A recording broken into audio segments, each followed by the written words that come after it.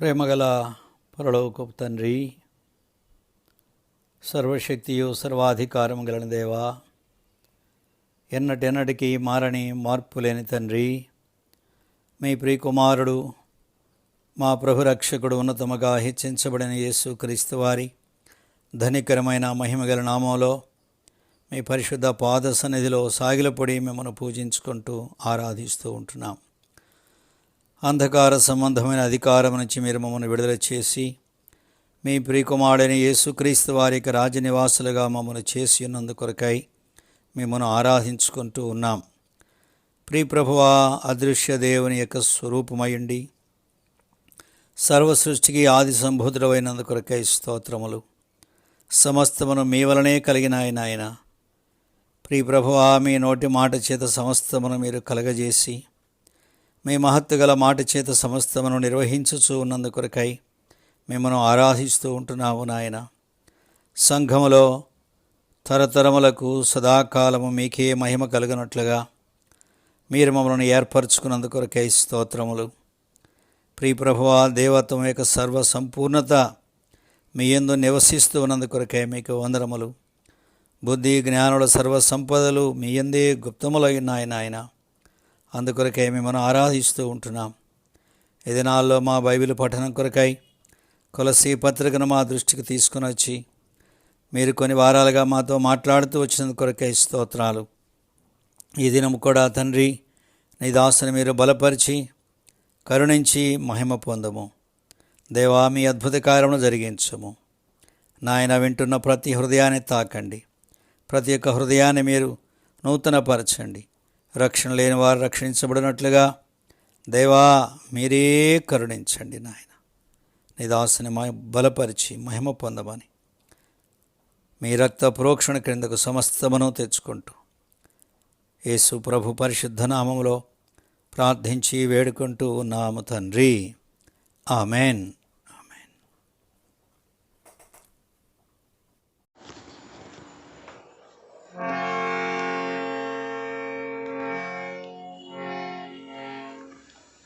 నా ప్రియుడా, పాప విమోచకుడా ప్రభు యేసు. నా ప్రియుడా, పాప విమోచకుడా ప్రభు యేసు. నా ప్రాణము కాపాడి నూతన బలము సగేను. నా ప్రాణము కాపాడి నూతన బలము సగేను. స్తుతికి కౌలతో ఆరాధించెదను ఎల్లప్పుడూ.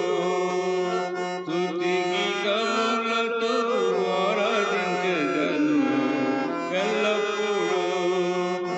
నా ప్రియుడా, పాప విమోచకుడా ప్రభు యేసు. నా ప్రియుడా, పాప విమోచకుడా ప్రభు యేసు. యేసుని రక్తమందు ముక్తి లభించెను, స్తుతించెదను. యేసుని రక్తమందు ముక్తి లభించెను, స్తుతించెదను. యేసుని నిత్య జీవము పొందెదను నిశ్చయము. యేసుని నిత్య జీవము పొందెదను నిశ్చయము. యేసునకే నా స్తుతి సుమధురం. యేసునకే నా స్తుతి సుమధురం. నా ప్రియుడా, పాప విమోచకుడా ప్రభు యేసు. నా ప్రియుడా, పాప విమోచకుడా ప్రభు యేసు. తల్లి గర్భమునే ఎరిగి నన్ను ప్రేమించెను.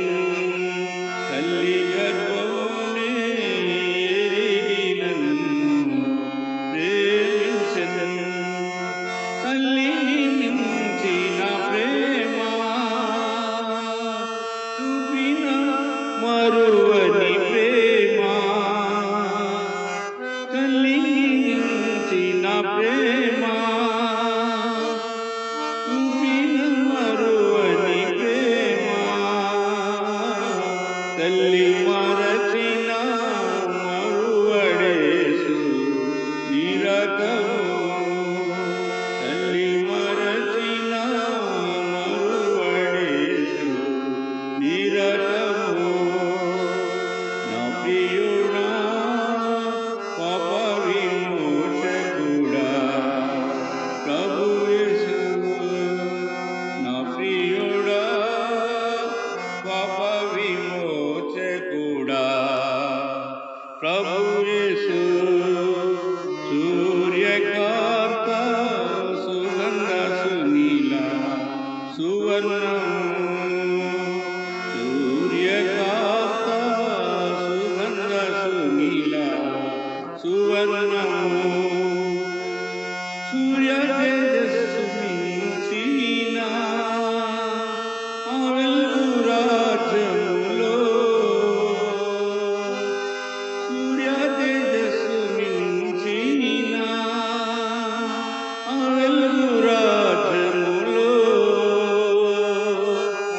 సూర్యుని వలె తేజరిల్లెదను నా యేసుతో సూర్యుని వలె తేజరిల్లెదను నా యేసుతో నా ప్రియుడా పాప విమోచకుడా ప్రభు యేసు నా ప్రియుడా పాప విమోచకుడా ప్రభు యేసు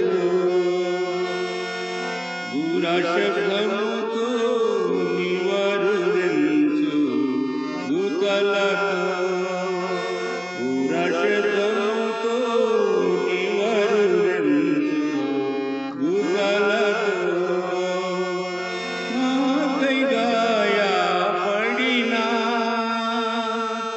బంగారు నీ మోము నాకై గాయపడిన బంగారు నీ మోము రక్షణతో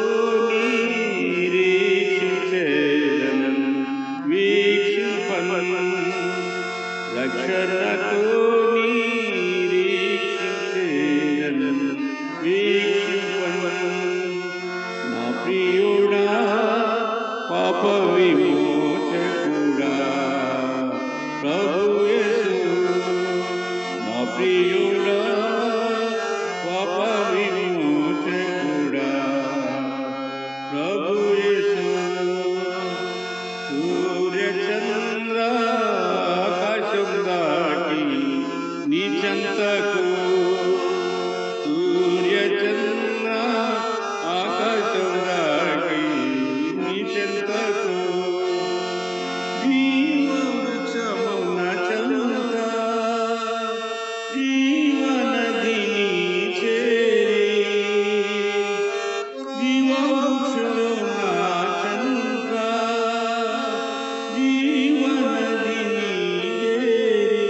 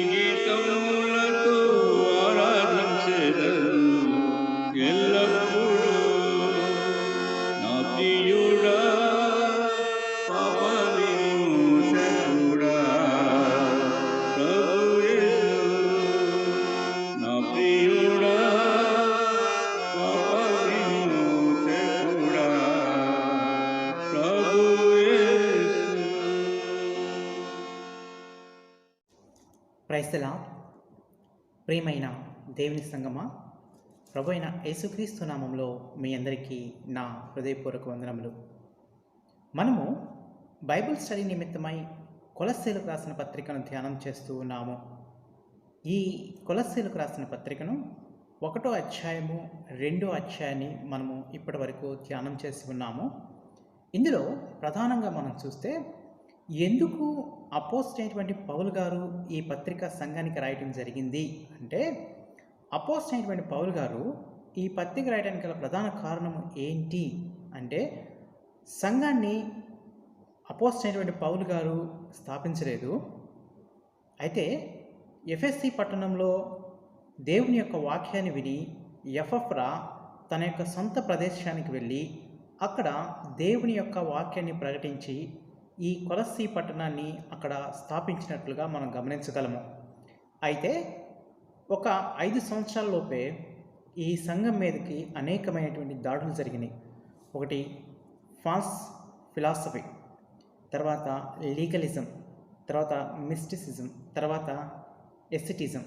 అంటే ఈ ఫాల్స్ ఫిలాసఫీ వీళ్ళు ఏంటంటే జ్ఞానాన్ని బోధించాలి, మీరు పరిపూర్ణులు కావాలి అంటే మీకు జ్ఞానం కావాలి, మీకు జ్ఞానం కావాలి అంటే మమ్మల్ని వెంబడించండి. గ్నాస్టిజం అంటే ఈ గ్నాస్టిక్స్ అనేవాళ్ళు మీరు జ్ఞానాన్ని సంపాదించాలి అంటే మమ్మల్ని ఫాలో అవ్వండి అని చెప్పారు. తర్వాత కొందరైతే ధర్మశాస్త్రాన్ని పాటించండి, సున్నతి పొందండి అని సంఘానికి బోధించడం జరిగింది.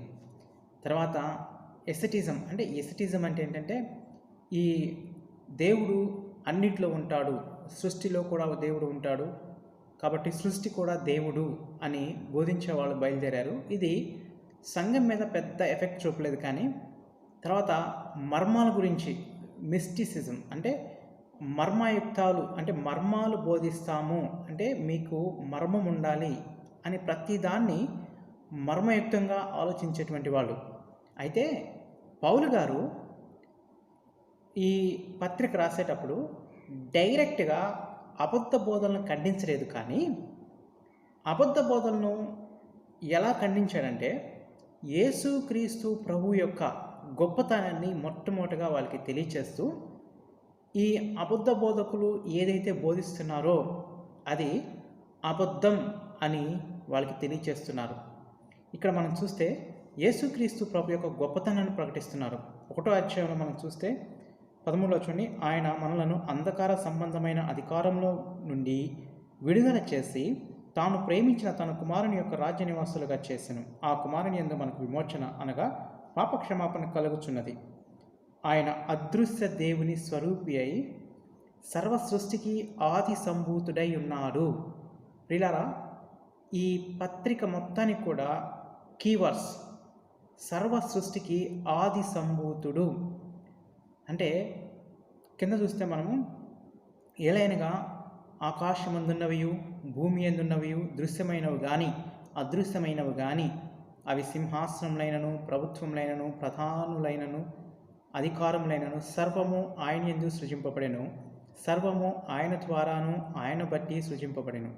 ప్రియులారా, ఈయన అన్నిటికంటే ముందుగా ఉన్నటువంటి వాడు. చూడండి 17లో, ఆయన అన్నిటికంటే ముందుగా ఉన్నవాడు, ఆయనే సమస్తమునకు ఆధారభూతుడు అంటున్నారు. ప్రియులారా, అన్నిటికన్నా ముందుగా ఉన్నాడు. ఇంకా మనం ఇదంతా చూస్తే గతంలో మనం ధ్యానం చేశాం. ఈయన సృష్టింపబడిన వాడు కాదు, సృష్టిని కలగచేసినటువంటి వాడు. ఆది సంభూతుడు అంటే ఇది కాలానికి సంబంధించినటువంటిది కాదు, కానీ ఆయన యొక్క పొజిషన్కి సంబంధించినటువంటి మాట అని మనం ధ్యానం చేశాం. అంటే అన్నిటినీ కలగచేసినటువంటి సృష్టికర్త ఆయనే. మనకు విమోచన అంటే పాప క్షమాపణ కలగచేసింది ఆయనే. ఆయన అన్నిటికన్నా ముందున్నటువంటి వాడు, అన్నిటి మీద అధికారం కలిగినటువంటి వాడు, సర్వ సృష్టికి ఆయన ఆది సంభూతుడు అని మనం చూస్తున్నాము. తర్వాత మనం చూస్తే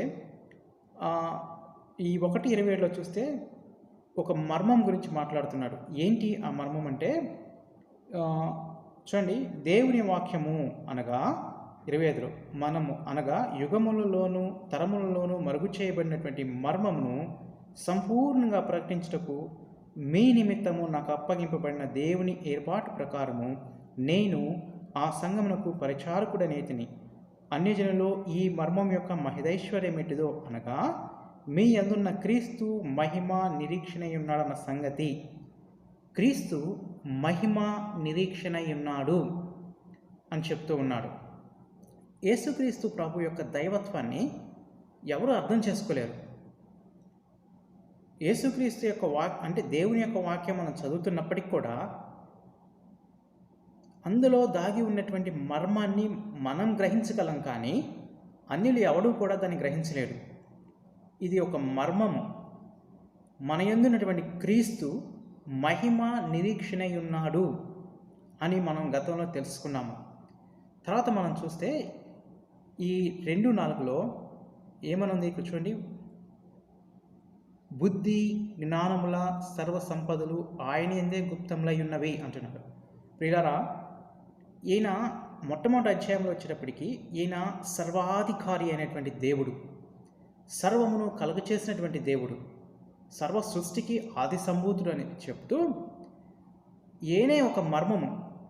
గతంలో ఎవరికి కూడా ఈ మర్మం తెలియపరచబడలేదు.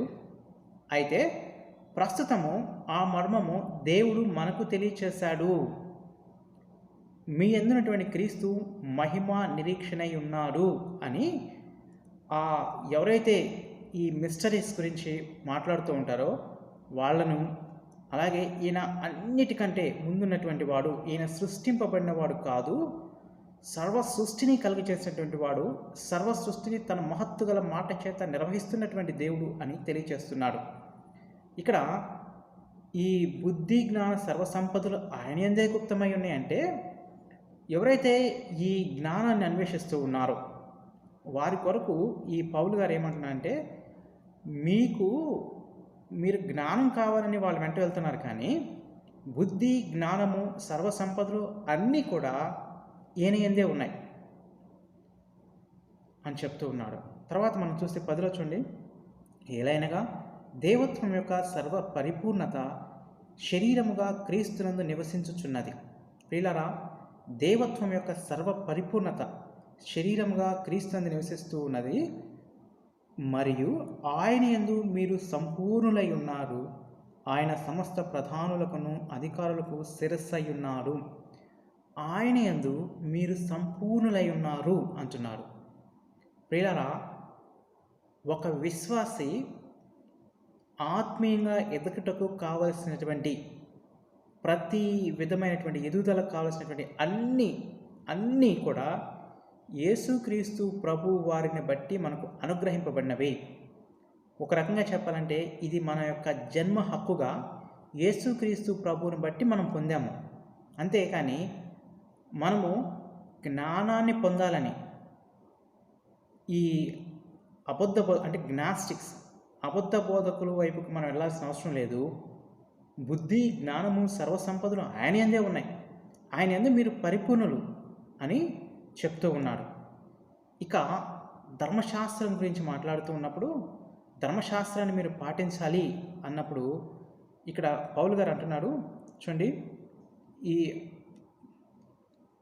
అంటే మీరు సున్నతి పొందాలి అని చెప్పినప్పుడు క్రీస్తు సున్నతి పొందినటువంటి వారు ఎవరు అంటే మనమే అంటున్నాడు. 11 చూడండి, మీరు క్రీస్తు సున్నతి యందు శరీరేచ్ఛలతో కూడిన స్వభావం విసర్జించి ఆయన యందు చేతులతో చేయబడిన సున్నతి పొందితిరి. అంటే ఈ సర్కంసిజన్ బ్యాచ్ని ఈ విధంగా, అంటే నిజమైనటువంటి సున్నతి జరిగింది మనకే అని తెలియజేస్తున్నాడు. ఇక్కడ తర్వాత మనం చూస్తే ఇక్కడ ఏమనుందంటే 18 చూడండి, అతి వినయాశక్తుడై దేవదూత ఆరాధన ఇచ్చ కలిగి తాను చూచిన వాటిని గూర్చి గొప్పగా చెప్పుకొనుచు తన శరీర సంబంధమైన మనస్సు వలన ఊరక ఉప్పొంగుచు శిరస్సును హద్దుకుని వాడేవాడు మీ బహుమానం అపహరింపనివ్వకడి అంటున్నాడు. ప్రియులరా, ఈ 16లో కూడా చూస్తే, కాబట్టి అన్నపానం విషయంలోనేను పండుగ అమావాస్య విశ్రాంతి అను వాటి విషయంలోనేను మీకు తీర్పు తీర్చని ఎవరికి అవకాశం ఇవ్వకూడదు. అంటే ఇవన్నీ కూడా పండుగ, అమావాస్య, విశ్రాంతి ఇవన్నీ కూడా ఒక ఛాయ లాంటివి. పాత నిబంధన గ్రంథంలో ఉన్నటువంటి ఇవన్నీ కూడా ఒక ఛాయే. అంటే ఇవన్నీ యేసుక్రీస్తు ప్రభువును సూచిస్తున్నాయి. కానీ ఎంత ఒక నీడైతే యేసుక్రీస్తు ప్రభు వాటి యొక్క నిజస్వరూపము. మీరు ఛాయనే చూస్తున్నారు కానీ నిజస్వరూపం ఎవరంటే క్రీస్తు అని చెప్తూ ఉన్నాడు. తర్వాత కొంతమంది ఏమో దేవదూత ఆరాధన చేసేవాళ్ళట. తాను చూచినటువంటి వాటిని గొప్పగా చెప్పుకునేటువంటి వాళ్ళు. అలాంటి వారి గురించి పౌలు చెప్తున్నాడు ఇక్కడ ఈ 18లో. అతి వినయాశక్తుడై దేవదూత ఆరాధన యందు ఇచ్చ కలిగి అంటున్నాడు. అయితే మీ బహుమానమును ఈ దొంగిలిస్తారేమో జాగ్రత్త అని చెప్తున్నారు. అంటే అబద్ధ బోధనను ఈ అపోస్తలుడు అయినటువంటి పౌలు గారు ఏ విధంగా ఖండిస్తున్నారు అంటే, దేవుని యొక్క గొప్పతనాన్ని, యేసుక్రీస్తు ప్రభు యొక్క గొప్పతనాన్ని వాళ్ళకి తెలియచేస్తూ, యేసుక్రీస్తు ప్రభు ఏమై ఉన్నాడో వాళ్ళకి తెలియచేస్తూ అబద్ధ బోధనను ఓడిస్తూ ఉన్నాడు, అబద్ధ బోధనను ఖండిస్తూ ఉన్నాడు. ఈ 2 అధ్యాయాల్లో మనం చూస్తే, మొదటి అధ్యాయము 2వ అధ్యాయంలో పౌలు గారు క్రిస్టియన్ డాక్ట్రిన్ గురించి మాట్లాడుతూ ఉంటాడు.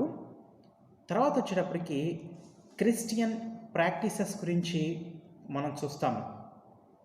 ఇప్పుడు మనము 3వ అధ్యాయాన్ని ధ్యానం చేసుకుందాము. నేను చదువుతాను, ఒకసారి 3వ అధ్యాయాన్ని మీరు వినండి. మీరు క్రీస్తుతో కూడా లేపబడిన వారైతే పైనున్న వాటినే వెతుకుడి, అక్కడ క్రీస్తు దేవుని కుడి పార్శ్వమున కూర్చుండి ఉన్నాడు. పైనున్న వాటి మీదనే గాని భూ సంబంధమైన వాటి మీద మనసు పెట్టుకొనకుడి.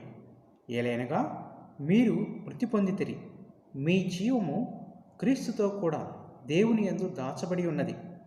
మనకు జీవమైనటువంటి క్రీస్తు ప్రత్యక్షమైనప్పుడు మీరును ఆయనతో కూడా మహిమయందు ప్రత్యక్షపరచబడుదురు. కావున భూమి మీదున్న మీ అవయవములను అనగా జారత్వమును, అపవిత్రతను, కామాతురతను, దురాశను, విగ్రహారాధన అయిన ధనాపేక్షను చంపివేయిడి. వీటి వలన దేవుని ఉగ్రత అవిధేయుల మీదకి వచ్చును. పూర్వము వారి మధ్య జీవించినప్పుడు మీరును వాటిని అనుసరించి నడుచుకుంటిరి. ఇప్పుడైతే మీరు కోపము, ఆగ్రహము, దుష్టత్వము, దూషణ, మీ నోట బూతులు అను వాటన్నిటిని విసర్జించుడి. ఒకనితోనొకడు అబద్ధమాడుకుడి. ఏలైనగా ప్రాచీన స్వభావము దాని క్రియలతో కూడా మీరు పరిత్యజించి జ్ఞానము కలుగు నిమిత్తము దాన్ని సృష్టించిన వాని పోలిక చొప్పున నూతనపరచబడుచున్న నవీన స్వభావమును ధరించుకుని ఉన్నారు. ఇట్టి వారిలో గ్రీకు దేశస్థుడని, యూదుడని భేదము లేదు, సున్నతి పొందుటని, సున్నతి పొందకపోవుటని భేదము లేదు, పరదేశి అని, సిద్ధియుడని, దాసుడని, స్వతంత్రుడని లేదు. కానీ క్రీస్తే సర్వమును అందరిలో ఉన్నవాడై ఉన్నాడు. కాగా దేవుని చేత ఏర్పరచబడిన వారును, పరిశుద్ధులను, ప్రియులైన వారికి తగినట్లుగా మీరు జాలిగల మనస్సును, దయాళత్వమును, వినయమును, సాత్వికమును, దీర్ఘశాంతమును ధరించుకుండి. ఎవడైనను తనకు హాని చేసినని ఒకడనుకునే ఎడల ఒకరినొకడు సహించుచు ఒకరినొకడు క్షమించుడి. ప్రభువు మిమ్మల్ని క్షమించులాగున మీరును క్షమించుడి. వీటన్నిటిపైన పరిపూర్ణతకు అనుబంధమైన ప్రేమను ధరించుకునిడి. క్రీస్తు అనుగ్రహించు సమాధానము మీ హృదయములో ఏలుచుండనీయుడి. ఇందుకొరకే మీరొక్క శరీరముగా పిలువబడితిరి మరియు కృతజ్ఞులై ఉండుడి. సంగీతములతోనూ, కీర్తనలతోనూ, ఆత్మ సంబంధమైన పద్యములతోనూ ఒకరికొకడు బోధించుచు, బుద్ధి చెప్పుచు, కృపాసహితముగా మీ హృదయములో దేవుని గురించిన జ్ఞానము చేయొచ్చు. సమస్త విధములైన జ్ఞానముతో క్రీస్తు వాక్యమును మీలో సమృద్ధిగా నివసింపనీయుడి. మరియు మాట చేతనే కానీ క్రియ చేతనే కానీ మీరేమి చేసినను ప్రభువైన యేసుక్రీస్తు ద్వారా తండ్రి అయిన దేవునికి కృతజ్ఞతాస్తుతులు చెల్లించుచు సమస్తమును ఆయన పేరట చేయుడి. భార్యలారా, మీ భర్తలకు విధేయులై ఉండుడి. ఇది ప్రభువును బట్టి యుక్తమై ఉన్నది. భర్తలారా మీ భార్యలను ప్రేమించుడి, వారిని నిష్ఠూర పెట్టుకుడి. పిల్లలారా అన్ని విషయంలో మీ తల్లిదండ్రుల మాట వినుడి, ఇది ప్రభువుని బట్టి మెచ్చుకునదగినది. తండ్రులారా మీ పిల్లల మనసు కృంగకుండినట్లు వారికి కోపము పుట్టింపకుడి. దాసులారా మనుషులను పెట్టు వారైనట్టు కంటికి కనబడవాలని కాక ప్రభువునకు భయపడుచు శుద్ధాంతకరణ గలవారి శరీరమును బట్టి మీ యజమానులైన వారికి అన్ని విషయంలో విధేయులై ఉండిడి. ప్రభు వలన స్వాస్థ్యమును ప్రతిఫలముగా పొందుదమని ఎరుగుదురు గనుక మీరేమి చేసినను అది మనుషుల నిమిత్తము కాక ప్రభు నిమిత్తమని మనస్ఫూర్తిగా చేయుడి. మీరు ప్రభువైన క్రీస్తునకు దాసులై ఉన్నారు. అన్యాయం చేసిన వానికి తాను చేసిన అన్యాయం కొలది మరలా లభించును, పక్షపాతముండదు. ప్రభు యొక్క సహాయం నిమిత్తమై ప్రార్థన చేసుకుందాము. మహాపరిశుద్ధుడా, ప్రేమానమ్మకం కలిగిన తండ్రి, నీకు వందనములు. ఈ ఉదయకాల సమయం ప్రభువా నీ సన్నిధిలో చేరి ప్రభువా నీ యొక్క వాక్యాన్ని ధ్యానిస్తూ ఉండగా నీ సింహాసనం నుండి నీ యొక్క మాటలు మాకు అనుగ్రహించమని నాతోనూ మాతోనూ మా అందరితో మాట్లాడి సంఘమునకు క్షేమాభివృద్ధి కలుగ చేయమని రక్షకుడు ప్రభువైన యేసుక్రీస్తు నామంలో అడిగి వేడుకొని ప్రార్థిస్తూ ఉన్నాను తండ్రి, ఆమేన్. ప్రియులారా, ఈ కొలస్సీలకు రాసిన పత్రికలో మనం చూస్తే ఇక్కడ కొన్ని విషయాలు మనం అర్థం చేసుకోవాలి. విత్ క్రైస్ట్ 3:1 మనం చూస్తాము. Where Christ 3:1, when Christ 3:4, with him 3:4. అంటే క్రైస్ట్ ఈజ్ టోటల్ సఫిషియంట్. అంటే 2:10లో ఏమనుంది మనకి? 2:10లో క్రీస్తే మనకు సంపూర్ణులై ఉన్నారు, ఆయన యందు మీరు సంపూర్ణులై ఉన్నారు అంటున్నారు అనమాట. అంటే ఇక్కడ మనం ఒక విషయాన్ని మనం చూడాలి. అంటే యేసుక్రీస్తు ప్రభువులో మనము సంపూర్ణులము. ఇక్కడ పౌలు గారు మాట్లాడుతూ క్రిస్టియన్ ప్రాక్టీసెస్ గురించి చెప్తూ ఉన్నాడు. అదేం చెప్తుందంటే ఇదంతా కూడా హోలీనెస్, ఈ పరిశుద్ధపరచబడటం అంటే పరిశుద్ధంగా ఉండటం గురించి మాట్లాడుతూ ఉన్నాడు. దీనిలో relation to the our self, అంటే మనకు సంబంధించిన అంటే మనము ఏ రీతిగా పరిశుద్ధంగా ఉండాలి. 5వ వచనము, 6వ వచనము, 7, 8, 9, 10, 11లో మనం చూస్తే ఇది మన గురించి చెప్తూ ఉన్నాడు. రిలేషన్ విత్ ద అదర్స్ అంటే 3:12లో చూస్తే ఇతరులతో మన యొక్క పరిశుద్ధత అంటే ఇతరులతో మన యొక్క సంబంధాలు ఏ విధంగా ఉండాలి. సో దేవునితో మన యొక్క సంబంధం సరిగా ఉండాలి, మనుషులతో మన యొక్క సంబంధం సరిగా ఉండటం గురించి మాట్లాడుతూ ఉన్నాడు. ఇక్కడ మనం చూస్తే ఈ 3వ అధ్యాయము 5 నుండి 11 వరకు చూస్తే పుట్ ఆఫ్ ద ఓల్డ్ వేస్ అంటే వీటన్నిటిని కూడా మనం పాత విధానాన్ని ఈ పుట్ ఆఫ్ చేయాలి. తర్వాత 12 నుంచి 17 వరకు అయితే మనము ఏ విధంగా జీవించాలి అన్న దాని గురించి మాట్లాడుతూ ఉన్నాడు. అయితే ఇక్కడ మొట్టమొదటి మాట చదవండి. మీరు క్రీస్తుతో కూడా లేపబడిన వారైతే పైనున్న వాటిని వెతుకుడి, అక్కడ క్రీస్తు దేవుని కుడి పార్శ్వమున కూర్చుండి ఉన్నాడు అంటున్నాడు. క్రీస్తుతో కూడా లేపబడినటువంటి వారైతే పైనున్న వాటిని వెతకాలి. ఇక్కడ దేన్ని తెలియచేస్తుందంటే యూనియన్ విత్ క్రైస్ట్, ఆయన యొక్క ప్రజలకు క్రీస్తుకు మధ్య ఉన్నటువంటి ఐక్యతను ఇది తెలియచేస్తుంది. ఇక్కడ మనం చూస్తే మీరు క్రీస్తుతో కూడా లేపబడిన వారు, హీ ఈజ్ డెడ్, ఆయన పాప విషయంలో చనిపోయాడు. రోమీయులకు రాసిన పత్రిక 6వ అధ్యాయం 11వ వచనంలో మనం కూడా పాపం విషయంలో చచ్చిపోయాము. తర్వాత ఆయన తిరిగి లేచాడు. రోమా 6:4 మనం కూడా తిరిగి లేచాము. ఆయన దేవుని యొక్క సింహాసనం మీద కూర్చుండబెట్టబడ్డాడు. మనం కూడా ఆయనతో కూడా దేవుని యొక్క సింహాసనం మీద కూర్చుండబెట్టబడ్డాము. ఎఫెసీయులకు రాసిన పత్రిక 2వ అధ్యాయము 6లో మనం చూస్తాము. కాబట్టి ఏమంటున్నాడు? క్రీస్తుతో కూడా లేపబడిన వారైతే, ఆయన చనిపోయాడు, నేను చనిపోయాను. ఆయన సమాధి చేయబడ్డాడు, నేను సమాధి చేయబడ్డాను. ఆయన తిరిగి లేచాడు, నేను కూడా తిరిగి లేచాను.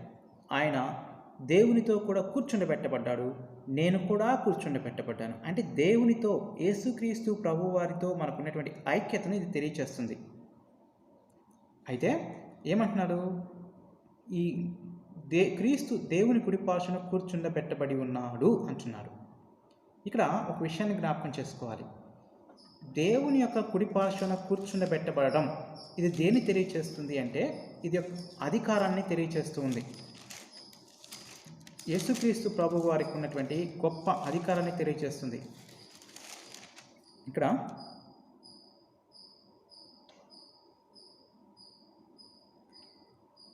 1 పేతురు 1:13 చూడండి. కాబట్టి మీ మనస్సు అనే నడుము కట్టుకొని నిబ్బరమైన బుద్ధి గలవారై యేసుక్రీస్తు ప్రత్యక్షమైనప్పుడు మీకు తేబడు కృప విషయంలో సంపూర్ణ నిరీక్షణ కలిగి ఉండుడి అంటున్నాడు. అంటే ఇవన్నీ మన జీవితంలో జరిగింది. కాబట్టి యేసుక్రీస్తు వచ్చేటప్పుడు మనకు కృపను తీసుకుని వస్తాడు.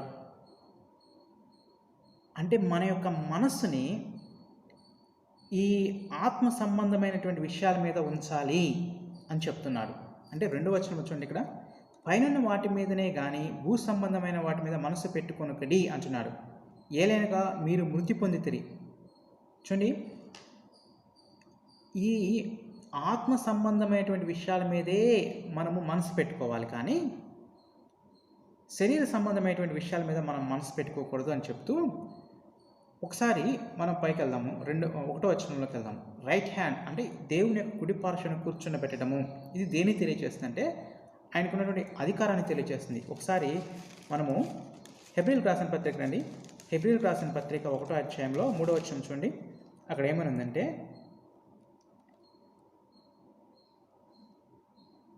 సగం నుంచి, అంత శ్రేష్ఠుడై ఉన్నత లోకమందు మహామహుడు దేవుని కుడి పార్శ్వమున కూర్చుండెను అని ఉంది.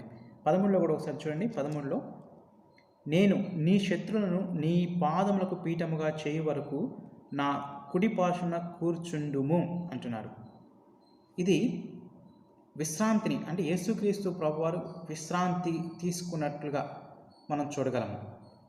యోహాను సువార్త 19వ అధ్యాయం 30లో మనం చూస్తే, నా ఆత్మను అప్పగిస్తున్నాను అని తండ్రి అయిన దేవునికి ఆత్మను అప్పగిస్తున్నాడు. అంటే అది యేసుక్రీస్తు ప్రభు యొక్క విశ్రాంతిని మనకు తెలియచేస్తుంది. తర్వాత రెండవదిగా మనం చూస్తే ఈ హెబ్రీయులకు రాసిన పత్రిక 7వ అధ్యాయం 25వ వచనంలో చూస్తే 7:25, ఆయన తన ద్వారా దేవుని యొద్దకు వచ్చి వారి పక్షమున విజ్ఞాపన చేయుటకు నిరంతరము జీవించుచున్నాడు. ప్రియులారా, ఆయన దేవుని యొక్క కుడిపార్శ్వమున తన ద్వారా దేవుని యొద్దకు వచ్చి వారి పక్షాన విజ్ఞాపన చేసేవాడుగా మనం చూస్తున్నాము. తర్వాత హెబ్రీ 2:9లో మనం చూస్తే, హెబ్రీ 2:9, దేవుని కృప వలన ఆయన ప్రతి మనుషుని కొరకు మరణం అనుభవించినట్లు దేవదూతల కంటే కొంచెము తక్కువ వాడుగా చేయబడని యేసు మరణం పొందినందున మహిమ ప్రభావంతో కిరీటము ధరించిన వాడుగా ఆయనను చూచుచున్నాము. ప్రకటన గ్రంథం 11:5లో మనం చూస్తే ఆయన యొక్క రాజ్యం గురించి, అంటే మొత్తం 3 విషయాలు. ఆయన విశ్రాంతి తీసుకున్నట్లుగాను, ఆయన దేవుని యొక్క కుడిపార్శ్వం మీద ఉండి విజ్ఞాపన చేస్తున్నట్లుగాను, ఆయన సార్వభౌముడు అంటే తను రాజ్యాన్ని చేస్తున్నటువంటి వాడు, కిరీటం కలిగినటువంటి వాడు, ఇక్కడ తన మహత్తు గల మాట చేత సమస్తము నిర్వహిస్తున్నటువంటి వాడు అని చెప్పేసి హెబ్రీయులకు రాసిన పత్రిక 1వ అధ్యాయంలో చూస్తాము. అంటే దేవుని యొక్క కుడిపార్శ్వను కూర్చొని సమస్తాన్ని ఏలుతున్నటువంటి వాడు, సమస్తాన్ని పాలిస్తున్నటువంటి వాడు, తర్వాత మన పక్షమున విజ్ఞాపన చేస్తున్నటువంటి వాడు, తర్వాత ఆయన శత్రువులను పాదపీఠంగా చేయు వరకు ఆయన విశ్రాంతి అంటే దేవుని యొక్క కుడిపార్శ్వమున విశ్రాంతి తీసుకునేటువంటి వాడుగా మనం చూస్తూ ఉన్నాము. తర్వాత 2లో మనం చూస్తే ఇక్కడ ఒక విషయం గురించి మాట్లాడుతున్నాడు. అదేంటంటే, పైన వాటి మీదే కానీ భూ సంబంధమైన వాటి మీద మనసు పెట్టుకొనుకడి అంటున్నాడు. సో పైనున్న వాటి మీద ఇందాక మనం చూసాం, మన యొక్క మనస్సుని ఈ అపోస్తుల ఈ 1 పేతురులో 1వ అధ్యాయం 13వ వచనంలో మనం చూసాం. కాబట్టి మీ మనస్సును నడుము కట్టుకుని నిబ్బరమైన బుద్ధి గలవారు యేసుక్రీస్తు ప్రత్యక్షమైనప్పుడు తేపడు కృప విషయంలో సంపూర్ణ నిరీక్షణ కలిగి ఉండి అంటున్నాడు. అంటే ఇక్కడ యేసుక్రీస్తు ప్రభువు మీద మన యొక్క లక్ష్యాన్ని ఉండాలి. హెబ్రీయులకు రాసిన పత్రిక 12వ అధ్యాయంలో మనం చూస్తాము. ఏమనుంది అక్కడ? 12:2లో ఏమనుంది? విశ్వాసమునకు కర్తయు దాన్ని కొనసాగించువాడిన యేసు వైపు చూచుచు మనము ఎదుట ఉంచబడిన పరుగు పందెంలో ఓపికతో పరిగెత్తుదుము. ప్రియులారా, యేసు వైపుకు చూడాలి. భూ సంబంధమైన వాటి మీద కాదు, కానీ దేవుని మీద మన యొక్క మనస్సు ఉండాలి అని చెప్తున్నాడు. ఇక్కడ మన యొక్క మైండ్ ఈ ఆత్మ సంబంధమైనటువంటి విషయాల మీద ఫిక్స్ చేయబడి ఉండాలి. ఇక్కడ మన యొక్క మైండ్ ఆత్మ సంబంధమైన విషయాల మీద ఫిక్స్ చేయబడాలి అంటే మన యొక్క మనస్సు అనేది రూపాంతరం చెందాలి. మనము రోమీయులకు రాసిన పత్రికలో చూస్తాము. ఈ రోమీయులకు రాసిన పత్రికలో 12వ అధ్యాయము 2వ వచనము. రోమీయులకు రాసిన పత్రిక 12:2లో ఈ లోక మర్యాదను అనుసరింపక ఉత్తమను అనుకూలమును సంపూర్ణమై ఉన్న దేవుని చిత్తము పరీక్షించి తెలుసుకున్నట్లు మీ మనస్సు మారి నూతనమొకటి వలన రూపాంతరము పొందుడి. పిల్లరా, ఉత్తమమును అనుకూలమును సంపూర్ణమైనటువంటి దేవుని చిత్తం పరీక్షించి తెలుసుకున్నట్లు మీ మనస్సు మారి నూతనమొకటి వలన రూపాంతరం పొందుడి అంటున్నాడు.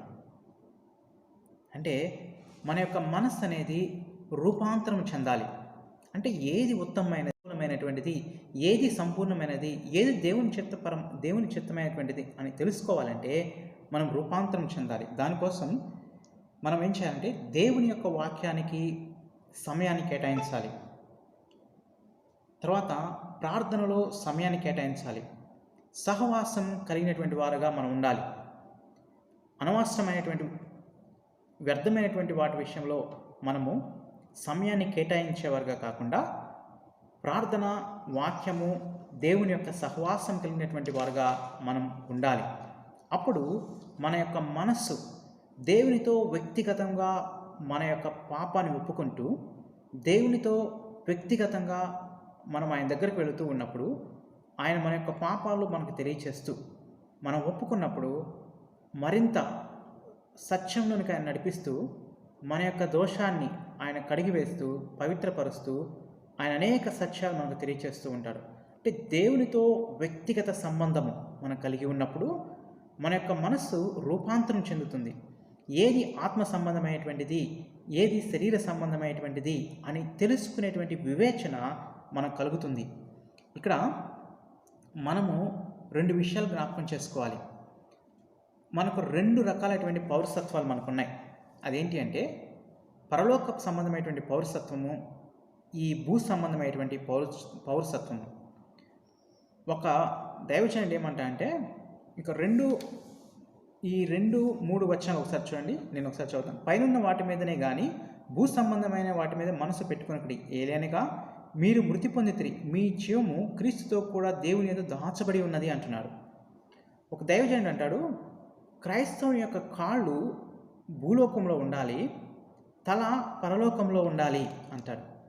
అంటే హెవెన్లీ మైండ్, మన యొక్క మైండ్ అంతా కూడా పరలోక సంబంధమైనటువంటి విషయాల మీదే మనం ఉండాలి.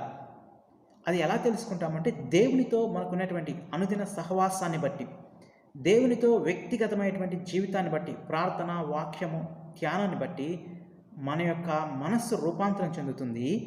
తర్వాత మన యొక్క మనస్సు మారుతుంది.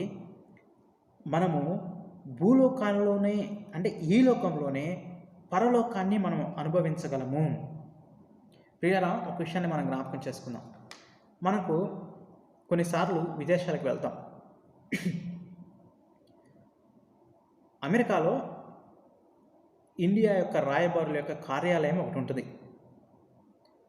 అక్కడ వాళ్ళు ఏం చేస్తారంటే, అది ఎంత ఉంటుందో మనకు తెలియదు, కానీ అది ఒక అమెరికాలోనే ఒక చిన్న ఇండియా. దానిలో ఇండియన్ కల్చర్కి సంబంధించినటువంటి అన్నీ ఆ ఆ భవన్లో ఉంటాయి. ఇండియా ట్రెడిషన్కి సంబంధించినటువంటి అన్నీ అక్కడ దొరుకుతూ ఉంటాయి. అయితే అది నిజంగా ఆలోచిస్తే అదేమో అమెరికా, కానీ అక్కడ ఉన్నటువంటి ఆ విదేశాంగ మంత్రి కానీ వాళ్ళందరూ అక్కడ ఉండటానికి ఒక రకంగా ఆ చిన్న ప్రదేశం అనేది ఒక ఇండియా లాగా, ఇండియా కల్చర్ కానీ, ఇండియా విధానం కానీ, ఇండియా ఉన్నటువంటి పద్ధతులు కానీ, ఫుడ్ ఐటమ్స్ కానీ అన్నీ కూడా ఇండియా లాగా ఉంటాయి. అదే రీతిగా మనము ఈ లోకంలో ఉన్నాము, కానీ మన యొక్క పౌరస్థితి పరలోకానికి సంబంధించినటువంటిది. మనము ఒకవేళ అమెరికా వెళ్ళాలి అనుకుంటే మనము కొన్నిసార్లు ఆలోచన చేస్తూ ఉంటాము. ఎలా ఆలోచన చేస్తూ ఉంటాము? అమెరికా నేను వెళ్తాను, ఎప్పుడు వెళ్తానో, అక్కడ ఆహార పద్ధతులు ఎలా ఉంటాయో, అక్కడ ఎలా ఉండాలి, అలా ఉండాలి, అది ఇది అని మనం ఆలోచించుకుంటూ ఉంటాం. అంటే ఎంతో ఆతురత కలిగి అక్కడ ఆహారాన్ని కొన్నిసార్లు అక్కడ ఈ ఆహారాన్ని నేను తినాలి అని ఇక్కడే కొంత మనం సిద్ధపాటు కలిగి ఉంటాం. అంటే అక్కడికి వెళ్ళి డైరెక్ట్గా తినటం కంటే కొంత అలవాటు చేసుకోవాలి అన్నట్లుగా మనము అక్కడ ఉన్నటువంటి ఆహారపు పదార్థాలను ఇక్కడ మనం అలవాటు చేసుకుంటాం. అదే రీతిగా ప్రతి క్రైస్తవుడికి 2 పౌరసత్వాలు ఉన్నాయి. పరలోక పౌరసత్వము, ఈలోక పౌరసత్వము. ఈ లోకంలో మనం జీవిస్తున్నాం, కానీ మన యొక్క ఆలోచన విధానము, మన యొక్క జీవిత విధానం అంతా కూడా ఆత్మ సంబంధమైనటువంటిది. అంటే పరలోక సంబంధమైనటువంటి జీవితం మనం జీవించాలి. అప్పుడు చూడండి, ఏ రీతిగా విదేశాలకు వెళ్ళేటువంటి వారు ఎదురు చూస్తూ ఉంటారో, ఏ రీతిగా ఎప్పుడా అని చెప్పేసి ఆశ కలిగి ఉంటారు, వారి యొక్క మనస్సు దాని మీద ధ్యానిస్తూ ఉంటారు. అదే రీతిగా మనం కూడా ఆత్మ సంబంధమైనటువంటి వాటి మీద మనసు ఉంచాలి. ఎందుకు ఏమంటున్నాడు ఇక్కడ చూడండి, పైన వాటి మీద కానీ భూ సంబంధమైన మనసు పెట్టుకోండి. ఏలైనగా మీరు మృతి పొందితిరి, మీ జీవము క్రీస్తుతో కూడా దేవుని యందు దాచబడి ఉన్నది. ప్రియులారా, మనము ఆత్మ సంబంధమైనటువంటి వాటి మీద మనం మనసు ఉంచాలి. ఒకటి ఆలోచిద్దాం, అదేంటంటే మనము ఉదాహరణకి ఒక వ్యక్తిని మనం ప్రేమించామనుకోండి. మనం ప్రేమించినప్పుడు మన యొక్క ఆలోచన ఎప్పుడు కూడా వాళ్ళ మీదే ఉంటుంది. మనం నిద్రపోతున్నా వాళ్ళ గురించి ఆలోచిస్తాం, పండుకొని లేచినా వాళ్ళ గురించి ఆలోచిస్తాం. ప్రొద్దున్నే లేచి ఉదాహరణ సెల్ ఫోన్ చూసినా కానీ వాళ్ళ మెసేజ్ ఏముంది, వాళ్ళ స్టేటస్లు ఏమున్నాయి అంటే ప్రతి క్షణం కూడా, ప్రతి మినిట్ కూడా వాళ్ళ గురించి మనం ఏ విధంగా ఆలోచిస్తామో అదే రీతిగా మనము ప్రభువుని ప్రేమించినప్పుడు, ఈ పరలోక సంబంధమైనటువంటి విషయాలను మనం ప్రేమించినప్పుడు మనము వాటి మీదే మనసు పెట్టుకోగలము. అందుకే మనకి ఇక్కడ చెప్తున్నాడు, భూ సంబంధమైన వాటి మీద కాక భూ సంబంధం వాటి మీద మనసు పెట్టుకొనుకిడి, ఏలైనగా మీరు మృతి పొందితిరి, పైనున్న వాటిని వెతకాలి. మనం ప్రేమిస్తే దాన్నే వెతుకుతాం. కాబట్టి ఈ లోకంలో ఉన్నటువంటి వాటిని మీరు ప్రేమించొద్దు అంటున్నారు. ఎందుకు అంటే ఏం చెప్తున్నాడు ఇక్కడ? మీ జీవము క్రీస్తులో దాచబడి ఉన్నది. ప్రియులారా, మనము అపరాధముల చేత, పాపముల చేత చచ్చినటువంటి వారం, పాపములో ఉన్నటువంటి వారం, ఎందుకు పనికిరానటువంటి వారం. మన యొక్క ఆత్మీయ స్థితి, మనము బయటికి బ్రతికినట్లు కనిపిస్తున్నాం, కానీ ఆత్మలో చచ్చినటువంటి వారం. యేసుక్రీస్తు ప్రభు మనల్ని బ్రతికింప చేశాడు. చూడండి, ఎఫెసీయులకు రాసిన పత్రికలో ఏమంటున్నారంటే, ఎఫెసీయులకు రాసిన పత్రికలో మీరు అపరాధముల చేత, పాపముల చేత చచ్చినటువంటి వారు అంటున్నారు.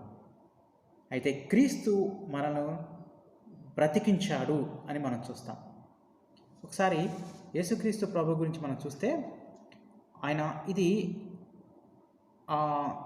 అంటే ఉపమాన రీతిలో చెప్పినటువంటి మాటలు కాదు, ఇది నిజంగా చెప్పినటువంటి మాటలు. యోహాను సువార్త 11:25 చూస్తే, అందుకు యేసు, పునరుత్థానమును జీవమును నేనే, నా యందు విశ్వాసం ఉంచువాడు చనిపోయినను బ్రతుకును అంటున్నారు. యోహాను సువార్త 14:6 నేనే ఈ మార్గము, సత్యమును, జీవమున, నా ద్వారా తప్ప ఎవడునూ తండ్రి వద్దకు రాడు అంటున్నారు. యోహాను సువార్త 20:31 యేసు దేవుని కుమారుడైనటువంటి క్రీస్తు అని మీరు నమ్మునట్లును మీరు ఆయన నామమందు జీవం పొందినట్లు ఇవి రాయబడెను. ఆయన నామమునందు జీవం పొందినట్లు అంటున్నాడు. 1 తిమోతి 1:1 క్రీస్తు యేసునందున్న జీవమును గూర్చిన వాగ్దానమును బట్టి దేవుని చిత్తం వలన క్రీస్తు యేసు అపోస్తలుడైనటువంటి పౌలు ప్రియకుమారుడు తిమోతికి శుభమని చెప్పి వ్రాయినది. అంటే క్రీస్తు యేసునందున్న జీవమును గురించినటువంటి వాగ్దానం అంటున్నారు. 1 యోహాను 5:12 దేవుని కుమారుని నామమందు విశ్వాసం ఉంచు మీరు నిత్య జీవము గలవారని తెలుసుకున్నట్లు నేను ఈ సంగతులను మీకు వ్రాయొచ్చున్నాను. ప్రియులారా, మరొకసారి, దేవుని కుమారుని నామమందు విశ్వాసం ఉంచు మీరు నిత్య జీవం కలవారని తెలుసుకున్నట్లు. ప్రియులారా, మన యొక్క జీవం అనేది ఈ లోకంలో ఉన్నటువంటి జీవం ఏది కూడా తాత్కాలికమైనటువంటి జీవమే. అయితే ఈ తాత్కాలికమైనటువంటి జీవము శాశ్వతము, నిత్యమైనటువంటి యేసుక్రీస్తు యొక్క జీవంలో భద్రము చేయబడింది. మనము చెలిస్తున్నాము, మనం జీవించి ఉన్నాము అంటే దానికి కారణము యేసుక్రీస్తు ప్రభువారే. మన యొక్క జీవము తాత్కాలికమైనటువంటి జీవమే, కానీ యేసుక్రీస్తు ప్రభు యొక్క జీవము శాశ్వత జీవము. ఈ తాత్కాలికమైనటువంటి ఈ జీవము యేసుక్రీస్తు ప్రభువునందు విశ్వసించటం వలన ఈ మన యొక్క జీవం అనేది నిత్య జీవం, అంటే మనకు యేసుక్రీస్తు ప్రభు వారు జీవాన్ని ఇచ్చి ఉన్నాడు. మనమైతే నిజానికి ఆత్మీయంగా మనం చూస్తే చచ్చినటువంటి వారము. అంటే యేసుక్రీస్తు ప్రభు మనల్ని జీవింపచేసి మనకు నిత్య జీవము అనుగ్రహించాడు. నిత్య జీవం అనేది మనం పొందాము. అది మనం చూస్తే యోహాను సువార్త ఒకసారి చూడండి. యోహాను సువార్త 10వ అధ్యాయము, యోహాను 10వ అధ్యాయము 10వ వచనంలో చూస్తే, గొర్రెలకు జీవం కలుగుటకు అది సమృద్ధిగా కలుగుటకు నేను వచ్చేతిని మీతో నిశ్చయంగా చెప్పుచున్నాను. అంటే గొర్రెలకు జీవము కలుగుటకు నేను వచ్చానంటున్నాడు. 28 చూడండి ఒకసారి. నేను వాటికి నిత్య జీవము నిచ్చుచున్నాను కనుక అవి ఎన్నటికీ నశింపవు, ఎవడును వాటిని నా చేతిలో నుండి అపహరింపడు అంటున్నాడు. వాటికి నిత్య జీవాన్ని ఇస్తున్నాడు కాబట్టి ఎవడు వాటిని నా చేతిలో నుండి అపహరింపలేడు అంటున్నాడు. చూడండి, ఈ జీవం అనేది ఈ తాత్కాలికమైనటువంటి ఈ జీవము నిజంగా చెప్పాలంటే ఆత్మ సంబంధంగా మనం ఆలోచిస్తే మనము చచ్చినటువంటి వారము. అయితే ఈ తాత్కాలికమైనటువంటి ఈ జీవం కలిగినటువంటి మనము యేసుక్రీస్తు ప్రభువునందు విశ్వాసం ఉంచడం వలన జీవాన్ని పొందాము. ఈ జీవము నిత్యము ఉంటుంది కాబట్టి నిత్య జీవము అనేది యేసుక్రీస్తు ప్రభువుని బట్టి మనకు కలిగింది. ఈ నిత్య జీవాన్ని, అంటే ఈ జీవాన్ని యేసుక్రీస్తు ప్రభువులో మనం భద్రం చేయబడ్డాము. యేసుక్రీస్తు ప్రభు తండ్రి అయిన దేవుని యొక్క చేతిలో భద్రం చేయబడ్డాడు. చూడండి, మనము యేసుక్రీస్తు యొక్క ప్రభువుల చేతిలో మనం ఉంటే యేసుక్రీస్తు ప్రభు వారు తండ్రి అయిన దేవుని యొక్క చేతిలో ఉన్నారు. కాబట్టి మనల్ని ఎవడు అపహరించుకొని పోలేడు. ఇది ఏం తెలియచేస్తుంది అంటే మన యొక్క రక్షణను తెలియచేస్తుంది. మన యొక్క ఈ రక్షణను ఎవడు దొంగిలించుకొని పోలేడు. కాబట్టి యేసుక్రీస్తు ప్రభువులో మనకు శాశ్వతమైనటువంటి రక్షణ ఉన్నది. ఇది గ్యారంటీ ఆఫ్ అవర్ సాల్వేషన్. 4వ మాట చూడండి. ఈ 4లో మనం చూస్తే, మనకు జీవమైనటువంటి క్రీస్తు ప్రత్యక్షమైనప్పుడు మీరును ఆయనతో కూడా మహిమయందు ప్రత్యక్షపరచబడుదురు అంటున్నారు. పిల్లరా, మనకు జీవమైనటువంటి క్రీస్తు ప్రత్యక్షమైనప్పుడు ఆయనతో పాటు మీరు కూడా మహిమపరచబడతారు. చూడండి, ఇక్కడ అంటే యేసుక్రీస్తు ప్రభు వారు మరలా రాబోతూ ఉన్నాడు. ఆయనతో పాటు మనం మహిమలో ప్రత్యక్షపరచబడబోతూ ఉన్నాము. ఒకసారి యోహాను సువార్త 3వ అధ్యాయము 1వ యోహాను పత్రిక 3వ అధ్యాయంలో చూస్తే 2వ వచనం, ప్రియులారా, ఇప్పుడు మనము దేవుని పిల్లలమై ఉన్నాము. మనం ఇక ఏమవుతామో అది ఇంకా ప్రత్యక్షపరచబడలేదు కానీ ఆయన ప్రత్యక్షమైనప్పుడు ఆయన ఉన్నట్లుగానే ఆయన చూతుము గనుక ఆయన పోలి ఉందమని ఎరుగుదుము. ప్రియులారా, ఆయన్ను పోలి ఉంటాము. ఆయన ప్రత్యక్షమైనప్పుడు మనము ఆయన ఏ రీతిగా ఉన్నాడో మనం కూడా ఆయన యొక్క మహిమను కలిగి ప్రత్యక్షమవుతాము. ఈ సత్యాన్ని మనం జాగ్రత్తగా గమనించాలి. ఆయన ఎట్టి రీతిలో ఉన్నాడో మనం కూడా అలాగే ఉంటాం. ప్రియులారా, మనము యేసుక్రీస్తు ప్రభువునందు విశ్వాసం ఉంచినప్పుడు మనం రక్షించబడ్డాము. అయితే రక్షింపబడిన దినం నుండి పరిశుద్ధాత్మ దేవుడు మన హృదయంలో ఉండి క్రీస్తు యేసును కలిగినటువంటి సంపూర్ణతలోనికి సమానమైనటువంటి సంపూర్ణత కలవారుగా ఎదుగునట్లు ఆయన అనుదిన జీవితంలో మనం పరిశుద్ధపరుస్తూ ఉంటాడు. అందుకనే మనకు అనేకమైనటువంటి ఇబ్బందుల్లో గుండా ఆయన తీసుకొని పోతూ, శ్రమల్లో గుండా ఆయన తీసుకొని పోతూ ఆయన యొక్క స్వరూపతలోనికి మనల్ని మారుస్తూ ఉంటాడు.